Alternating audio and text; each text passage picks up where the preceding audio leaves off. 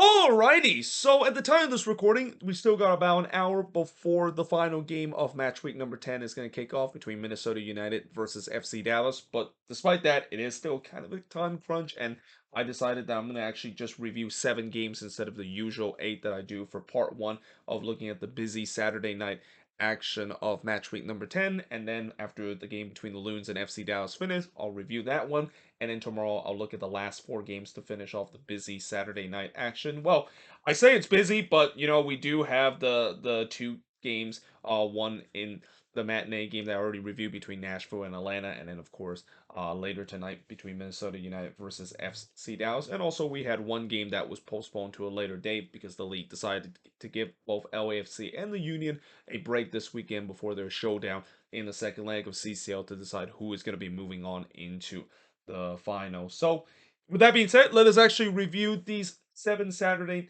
night game, and I'll tell you what, there were definitely some upsets and some surprises in terms of the Saturday night action. And we begin with probably one of the biggest upset this season between Inter Miami and the Columbus Crew. And it seems like, for Inter Miami doing their short time in MLS, their losing streak always tends to cap at 6 games. Like when they hit the 6 game losing streak, they're not going to lose 7 in a row, and it feels like it happened again in this one. Where coming into this game, it was a 6 game losing streak, but they stopped that 6 game losing streak with an unexpected 2-1 win against a Columbus Crew team that did not lose a single game at Low.com Field, and a team that just look unbeatable whenever they play in front of their home fans. But they found themselves down 1-0 very early, as in the 7th minute, Leo Campana would open his 2023 goal scoring account as he scored from Kaminsky and Stefanelli to make it 1-0 in favor of Inter Miami. That's got to be great news for Inter Miami fans seeing Leo Campana scoring, because right now,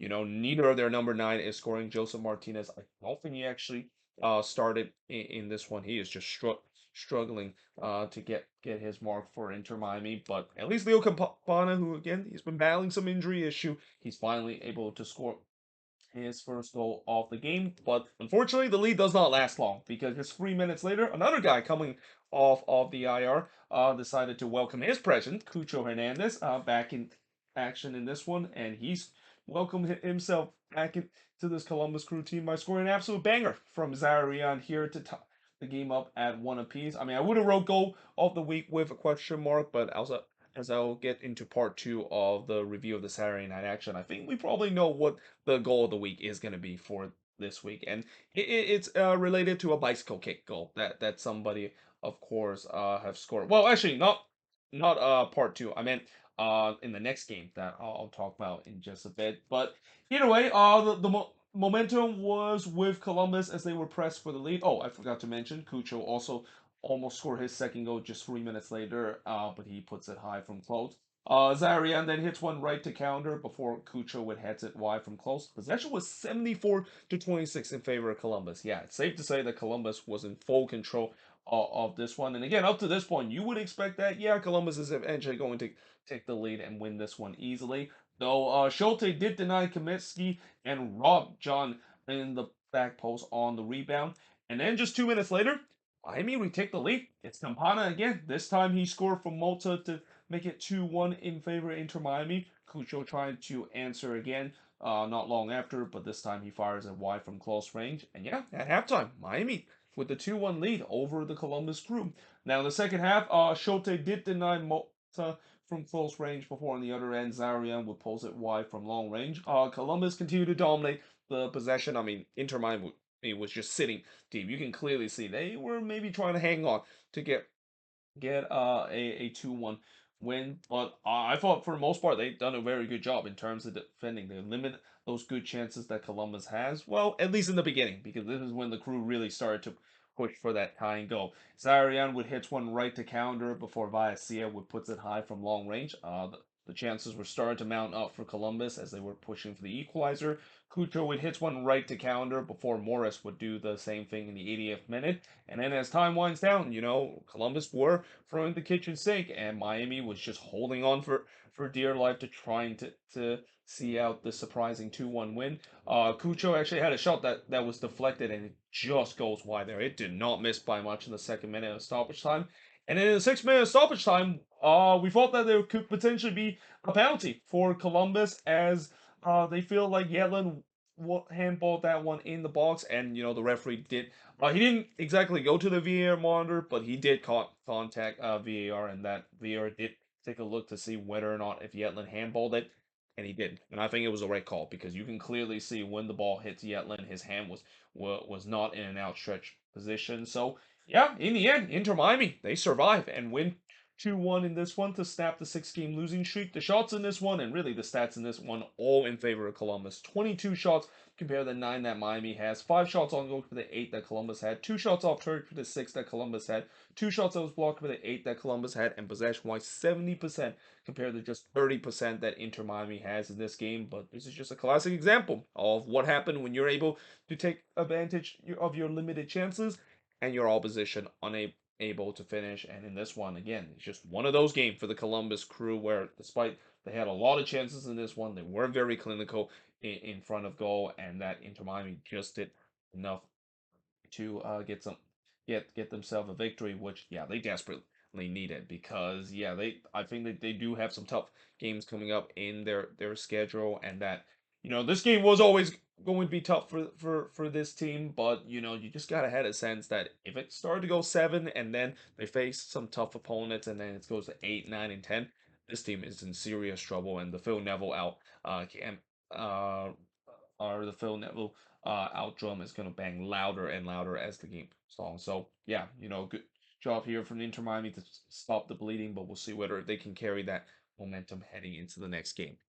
That being said, moving on in the next one, we got DC versus Charlotte FC, and I'll tell you what, for Wayne Rooney, he's definitely has righted this ship from being a very inconsistent team to now started to pick up reserve for the past couple of weeks. Now, granted, yes, they have been playing against very easy opponent, but that's kind of the thing that you need to do. I mean, when you do get to play against easy opponent or you're at the easiest part of your schedule, you need to win that because we know that in this league, just because you have an easy schedule doesn't mean that you're going to always win those games, and that that would be huge for this DC team if they wanted to make the playoffs.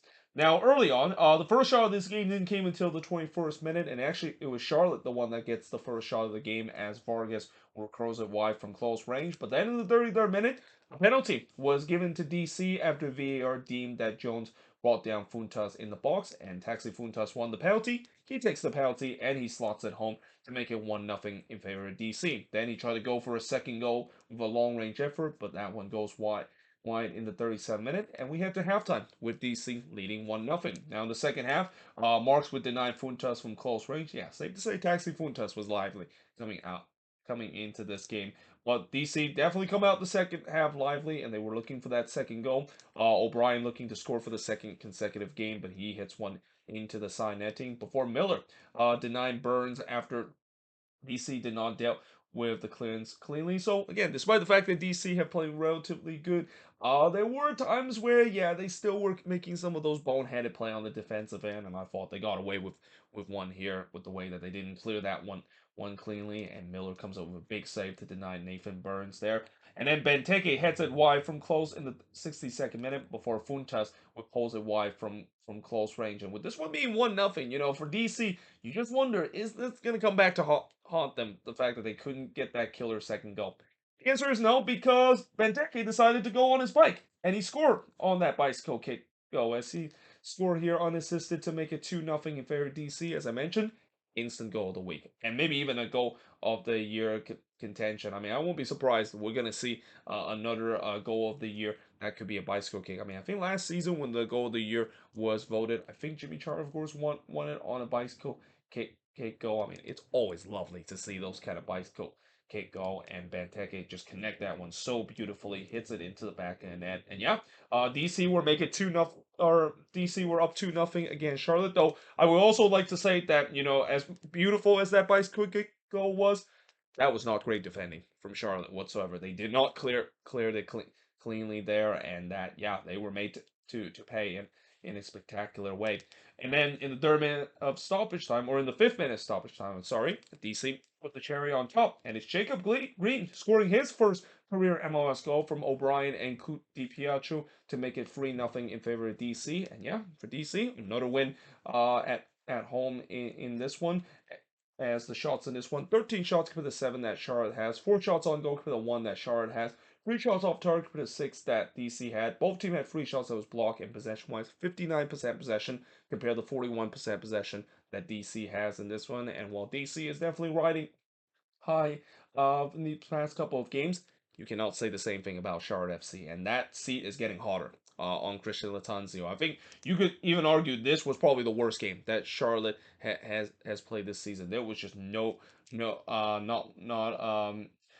at one point you said that they show a lot of effort and show a lot of fight in this one, and that, yeah, again, that's saying something because of the way that they also had a couple of bad games too. But you could say this probably was the worst one. And like I said, for Christian Latanzio, his seat is going to just get hotter and hotter with the way that Charlotte continue to get off to this really slow start to the season.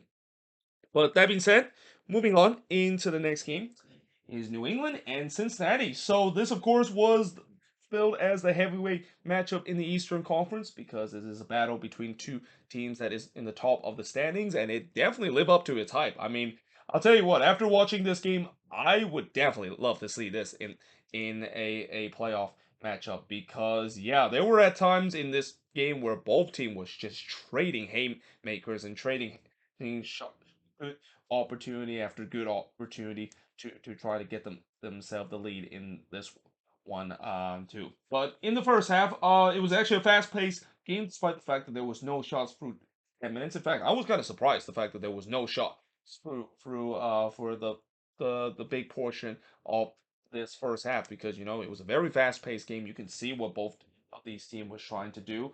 And then in the 14th minute, oh no, this was an ugly scene to see from Dylan Barrero. I mean, he had to be stretcher off after just a horrible knee injury, and he clearly got caught in the turf there as he was trying to skip over a challenge.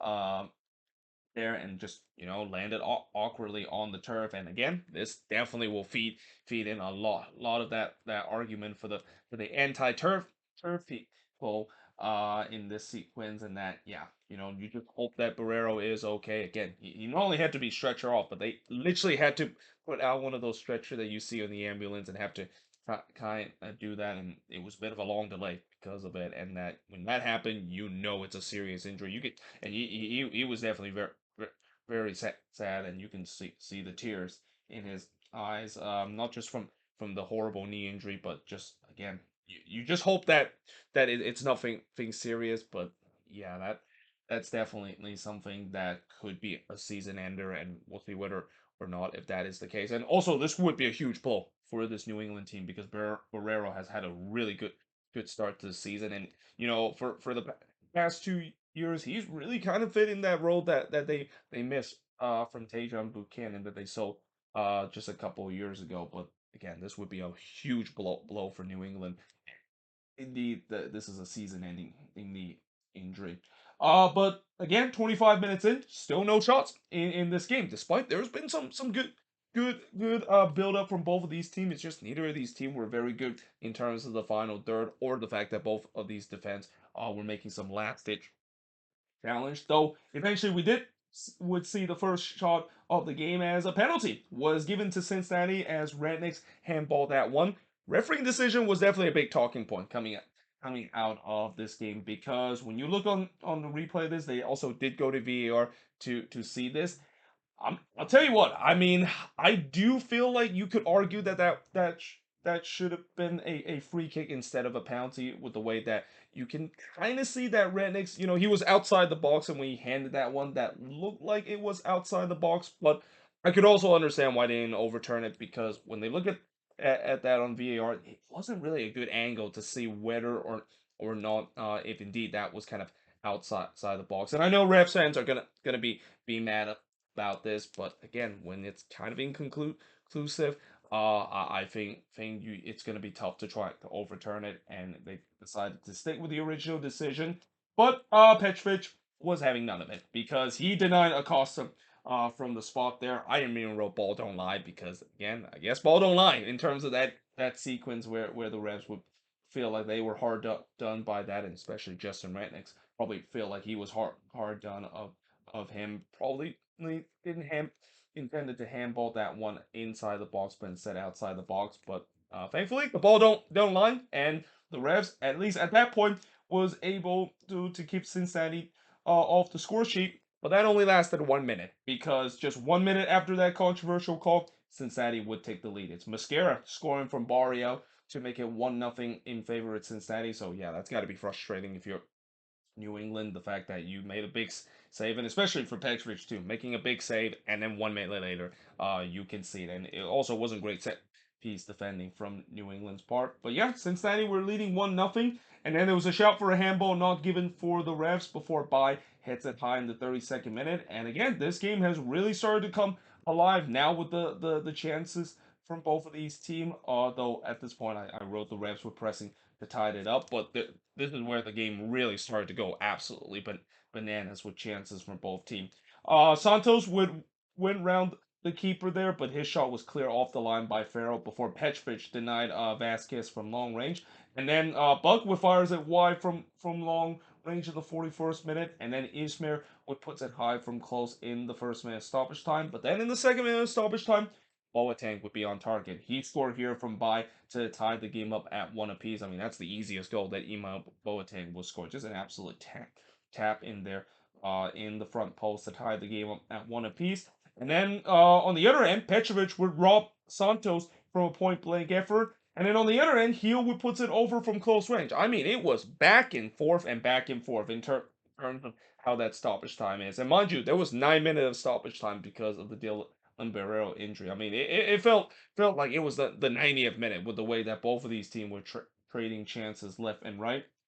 And then on the other end, Santana would deny Boateng twice from close range because why not have had some more feel to what already has been a burning fire with the chances that both of these teams has. But despite the late flurry of chances, there was only one goal that was scored, and Cincinnati and New England head to halftime with the score tied up at one apiece. And I was hoping, are we gonna see this same in the second half? Well, the answer is no, because I think both of these head coach feel like, yeah, let's try not to trade blow the blow and not to kind of play like this game is El Trafico or something and started to maybe button down a little bit in the beginning of the second half. And that's kind of how it is because it was much more of a cagey affair in the first 13 minutes or so, though Buck did hits one right to Salatano in the 57th minute, or Jones would puts it high from close range, and then Salatano would rob Jones in the front post. I mean, both of these goalkeeper had a really good game. There was no doubt that the Revs were pressing to get the second goal.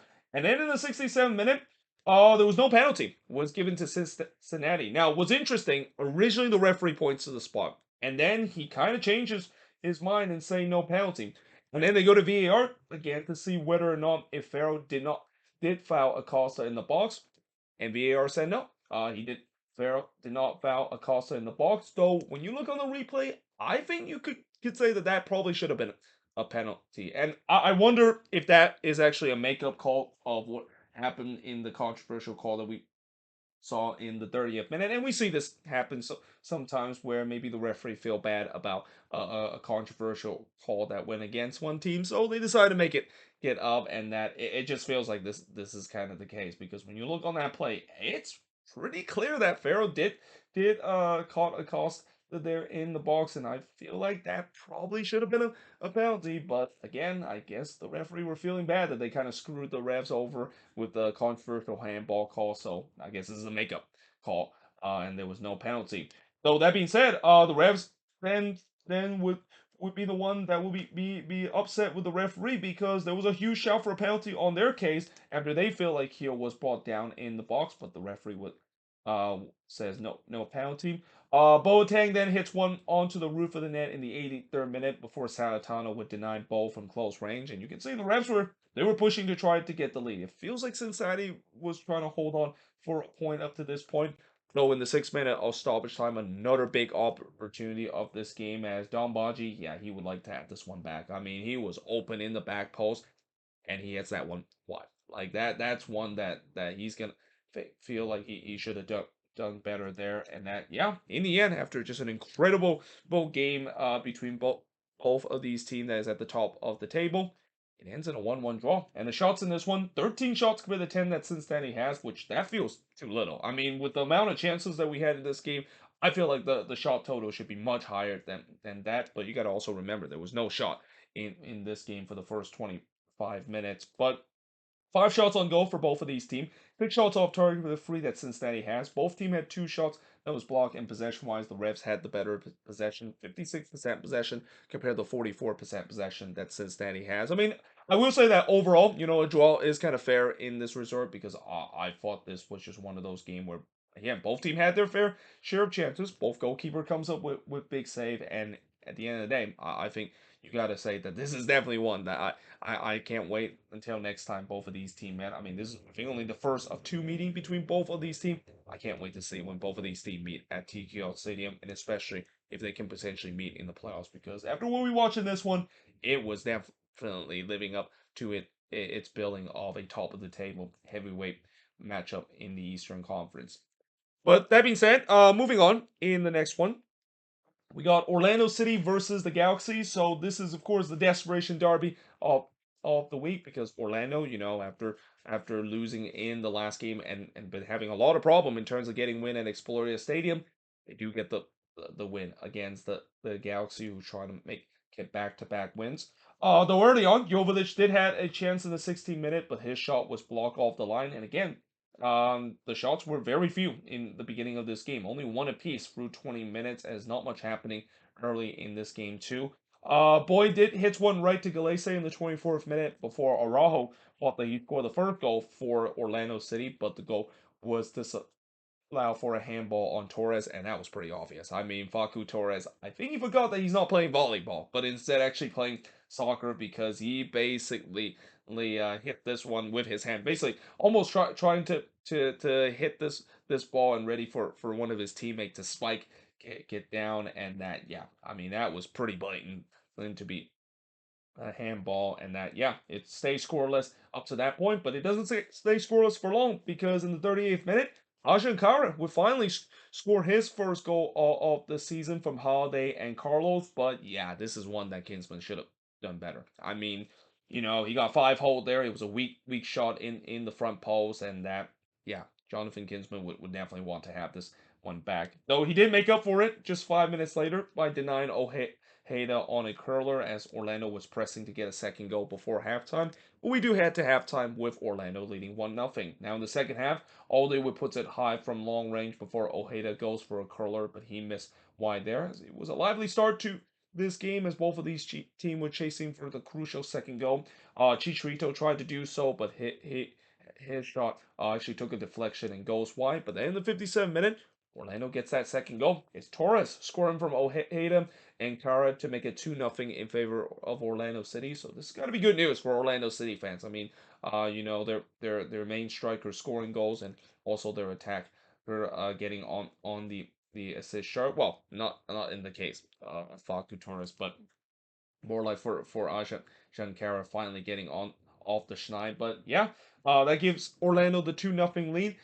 Kinsman then had a double save to deny Ojeda and Kara on the rebound, and then Kara would hits it right to Kinsman as momentum was all with Orlando. I mean, Orlando was pushing for that third goal and trying to put this one away. Though Chicharito did hit one right to Galese before Galese would rob Chicharito on a free header. I mean, that was just an absolute sensational save there from Alpupo, completely robbing Chicharito, who had a free header there. And I feel like it was now the Galaxy the one that was trying to push to get one back, trying to set up a grandstand finish. And I feel like Orlando might have took the foot off the gas a little bit too early. But it doesn't come back to haunt them because in the end, they do win 2-0 against the Galaxy. Shots in this one, very even. 14 shots compared to 15 that the Galaxy had. 3 shots on goal for the 6 that Orlando has. Both teams had 4 shots that was off target. 8 shots that was blocked for the 4 that Orlando City has. And possession-wise, Orlando City had 55% possession compared to 45% possession that the Galaxy has. So, again, for Orlando, they got a win at Exploria Stadium, which seems to be very rare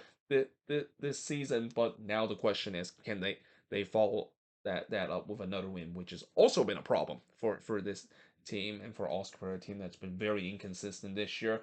And for the Galaxy, well, I mean, I guess this is kind of back to reality. I mean, I don't think they play bad in this one.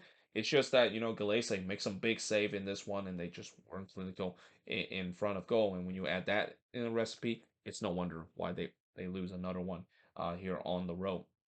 But that being said, I am now going to switch boards and look at the last 3 games to finish off part 1 of the review of the Saturday night action of match week number 10. So moving on, in the next game is Toronto and NYCFC. Now this one was actually the last game to finish off of all the 7:30 p.m. Eastern, 4:30 p.m. Pacific start, because we had a fire alarm that was set off inside the stadium just moments before the game kicks off. So obviously you can't kick off a game when there's a fire alarm that is setting off. You don't know exactly if there's actually a fire inside the stadium, but thankfully that of course was not the case, and this game was kicked off right about 8 o'clock, about 20 minutes delay from the schedule kickoff time at 7:39 p.m. local time. But in the third minute, Sapong would hit one wide from a tight angle. So CJ Sapong, of course, getting the start in this one in his first appearance for TFC, and let's just say that he was definitely lively, and that he may be just fall into another category of a number 9 that struggled to score goals against his former team, but go to a new place and have a change of scenery and made an instant impact. But in the 8th minute, Barraza would deny Sapong from close range as Toronto was on the front foot and pressing for the opening goal. Insigne would put one right to Barraza before Marc-Anthony Kaye also do the same thing just 7 minutes later. And then Sapong would miss wide from close in the 35th minute. The shots were 7-0 in favor of TFC. Like, they were all over NYCFC in this one. Remember how NYCFC looked really good in the last game? Yeah, this game looked like a game where they're back to where they were in the beginning of the season, which is a team that struggled to really get anything going on the attacking end. But they did finally get their first shot of the game in the 40th minute. It saw Johnson denying Pellegrini from close range, and we do head to halftime with TFC and NYCFC scoreless. But it wouldn't stay scoreless for long. In fact, it only stayed scoreless for 23 seconds in the second half, because in the 46th minute, CJ Sapong scored. He scored here from Larea to make it 1-0 in favor of TFC. That's the first goal that CJ Sapong has scored since May of last year. I mean, again, what a difference it made when you go to a new team, a change of scenery, and now he's already hitting the ground running. So in the 52nd minute, Barraza did deny Insigne from close range as Toronto was pushing to try to get that second goal, and NYCFC looked like they haven't got out of the dressing room for the second half, or even in this game whatsoever, because they were just going through the motion in this one, not defending whatsoever, and creating nothing going for it on the attacking end. Cervania then hits one right to Barraza before Shano did heads one wide from close range before Jason would also heads it wide from close. And really, this was the first time in this game where NYCFC was showing some pushback. They were creating some sustained pressure and looking to trying to get themselves the equalizer. And you also wonder, will those missed chances come back to haunt TFC? Because yes, they've been dominant up to that point, but it's still only 1-0, and we know that in this season there's been times where teams have let lead slip late in the game, especially at home. But as the time winds down to kind of combat that, TFC decided to kind of slow down the pace. They decided to try to grind out to get a 1-0 win, and it worked out for them, because that was the final score of this game, with TFC getting the win. And the shots in this one, 11 shots compared to just 5 that NYCFC had. Yeah, it was a no-show for this NYCFC attack in this one. 1 shot on goal for the 6 that TFC had. Both teams had 2 shots that was off target, 3 shots that was blocked for the 2 that NYCFC had, and possession-wise, 45% possession compared to 55% possession that NYCFC had. And I believe this is actually the first win that Toronto has had since the first game of the season, if I'm not mistaken. I mean, they had a long stretch where they went on an unbeaten run, but all those games were ends in a draw. But yeah, this has to feel good for them to get a win, especially against an NYCFC team that has started to play well, and now we'll see whether or not if they can go on a bit of a run to get themselves up in the standings. But that being said, moving on into the next game is Austin and the San Jose Earthquakes. So this was really one of those games where I don't think neither of these teams will be happy in terms of how this result goes. I mean, for Austin, it's another game where they draw points at home, and once again, they just cannot solve the Quakes. Like, it's hard to believe that they, out of all the teams that they've been beaten this in their short life in MLS, Quakes is one of those teams that they just simply cannot solve. Still looking for their first win, and for the Quakes, another game where they had the lead on the road, and another game they let it slip. Early on, I thought Austin was on the front foot, and I thought the Quakes were scrapped that time on the defensive end. Now, thankfully, Austin, we talked about how they've been going through a long goal drought. So, despite the fact that the Quakes were kind of scrambling at time on the defensive end, I wasn't too worried. The fact that as long as Austin continued to be stake bitten, I think the Quakes should be fine, despite the fact they were scrambling a little bit on the defensive end. Though the first shot of the game did came in the 5th minute. Sees Montero hits one right to Stuvert, and I thought the Quakes started to get into this game, holding on to or getting more of the possession, but the shots were only 1-0 through the first 15 minutes of this game. But in the 21st minute, Quakes would take the lead. It's Jackson Yu scoring from a couple to make it 1-0 in favor of the Quakes. That was a banger from Jackson Yu. I mean, it is very rare you see Jackson Yu hit a banger like that, but he does a great job connecting that one. And yeah, the Quakes were up 1-0 up to that point. Valencia did try to tie it for Austin, but he pulls it high from long range. But in the 38th minute, they do tie it up and finally end the goal drought. And speaking of a guy that finally ended his goal drought, or well, it's not really a goal drought if he never scored before in MLS, but finally, Emmanuel Rigoni finally scored a goal for Austin FC as he scored here from Redis and Pereira because of course it has to be Redis, the one that gets the assist. Like this feel like it's the ultimate meme goal for Austin FC. Two guys that are just probably the most hated in the fan base in Rigoni and Rodney Redis, and both of them, of course, combined to score and assist. And also, don't forget about Danny Pereira getting the second assist. There he assists. And I also admit, Rome, only the Quakes will help someone finally end a scoring drought because I've seen this before where, yeah, you might be in a goal drought. But if you're playing the Quakes, especially when you're playing at home, that could easily be solved. So yeah, that of course ties the game up at one apiece, and that would be the scoreline heading into the second half. Now in the second half, not much happening again to begin the second half.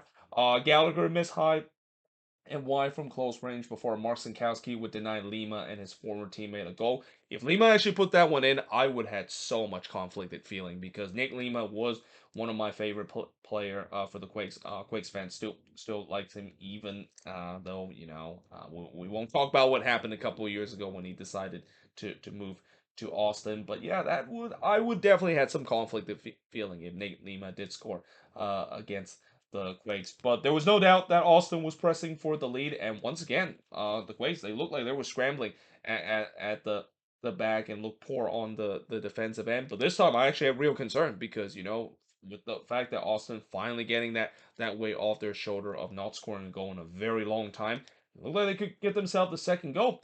However, the Quakes actually were the one that gets the second goal and take the lead back, as Jeremy Ebobisse would score from Espinoza and Guerrezo to make it 2-1 in favor of the Quakes. And I'll tell you what, Ebobisse, he came very close of missing this one badly because he had a free header there. He actually hits off the post, and he is very fortunate that when you hit the ball off the post, most of the time it comes out, but it actually went in and crossed the line there. Stuver did try to kind of get that one back out, but yeah, in the day of VAR, you're not going to get away with that one. That was clearly across the line there, and yeah, the Quakes were leading 2-1 against Austin FC. By the way, I would also like to say that was terrible defending from Austin FC. Like when you allow Christian Espinoza, one of the most dangerous winger, that much space on the wing, yeah, it is not a big surprise that they concede there. So yeah, they were down once again, but thankfully for them, it didn't. That lead that the Quakes had did not last long because just 3 minutes later,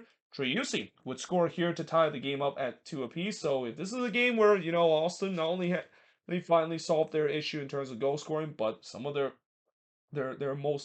much needed goal scored in this one finally gets into this one. I mean, Sebastian Driussi himself has also had a rough start to the season and going through a bit of a goal drought, but he scored here to tie the game up at two apiece. And then Rigoni was looking to try to score his second goal because he finally has that shackle off of him looking to try to get the winner, but he missed that one high before Mensa also heads it high from close range.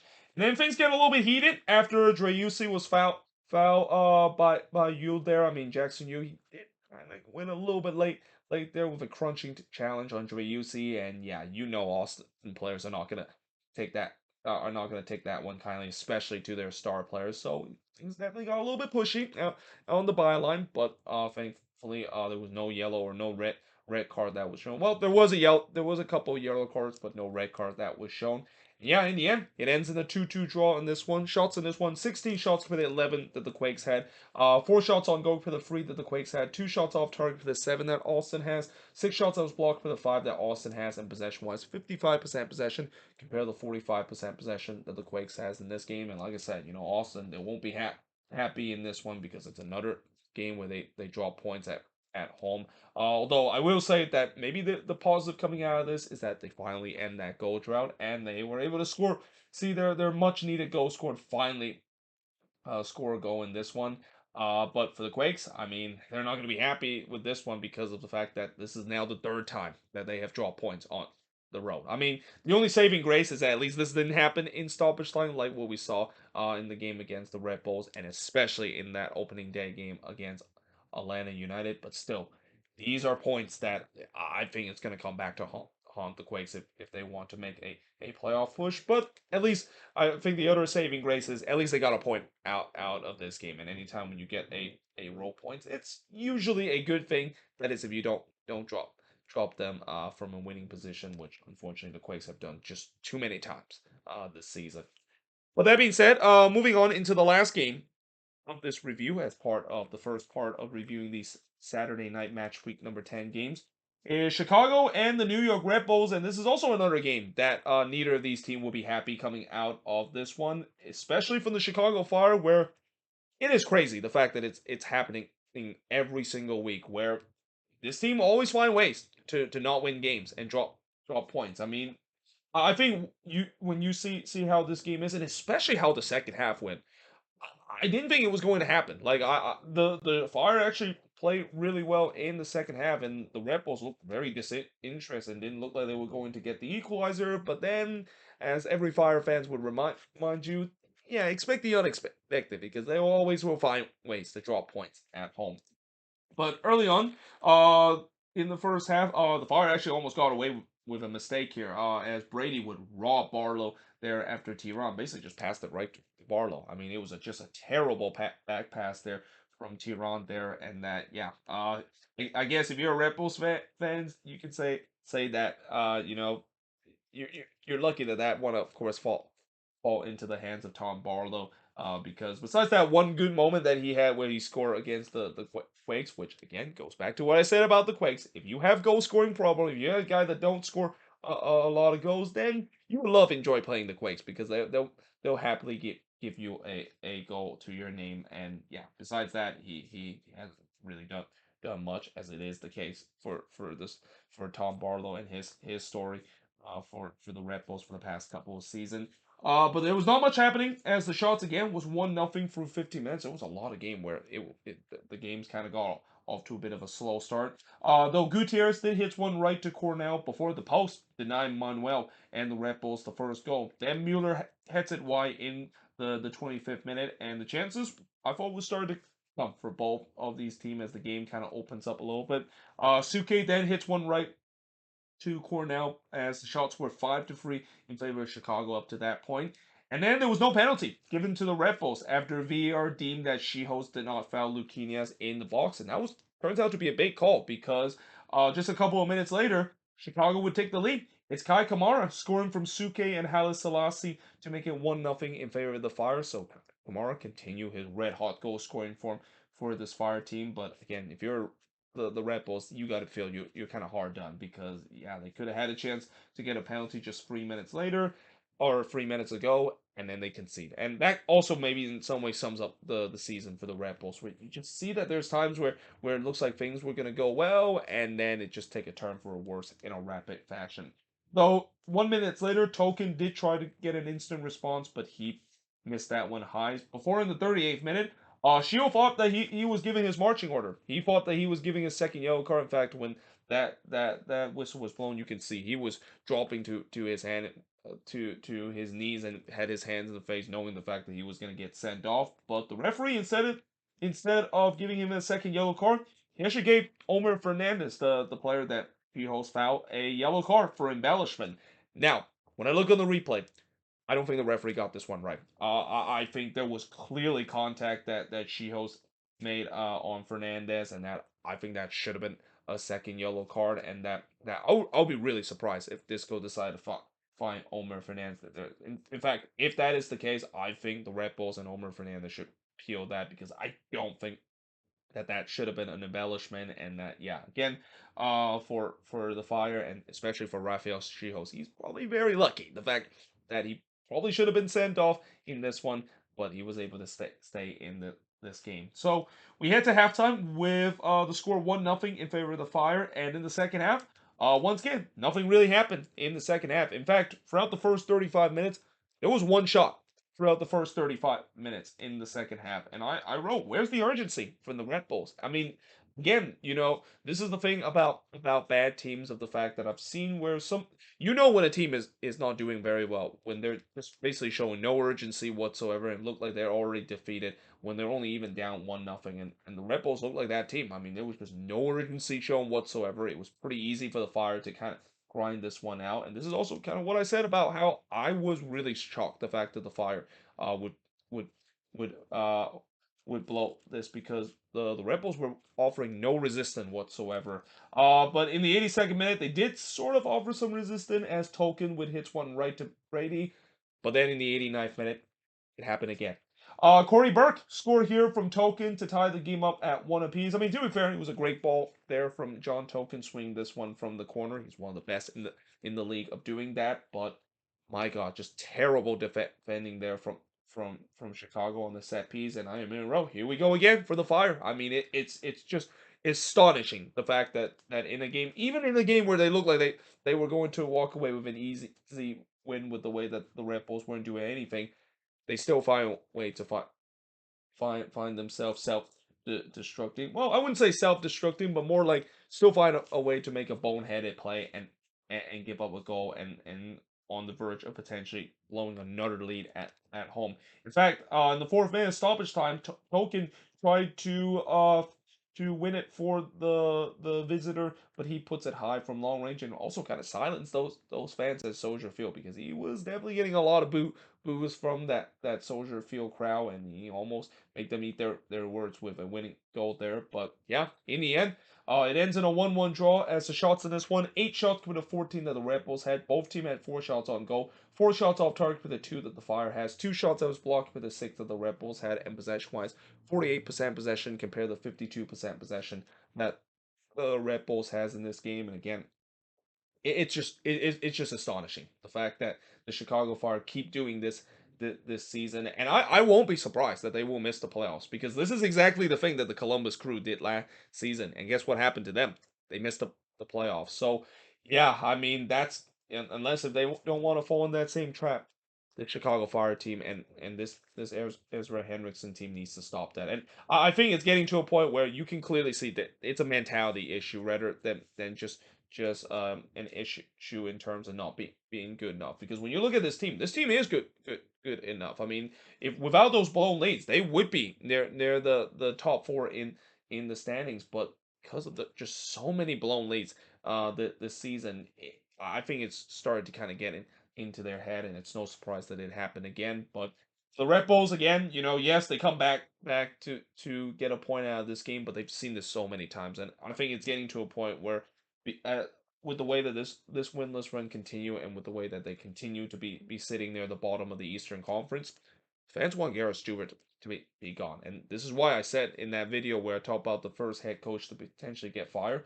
Gareth Stewart might be that guy, because the pressure has to be at an all time high, with the way that again, besides that the fact that they were able to nick a goal, the fact that they didn't show any resistance in the latter part of the second half, and kind of rely on the fact that the Fire just kind of self-destruct again and give up a late goal, has to be very alarming for this team.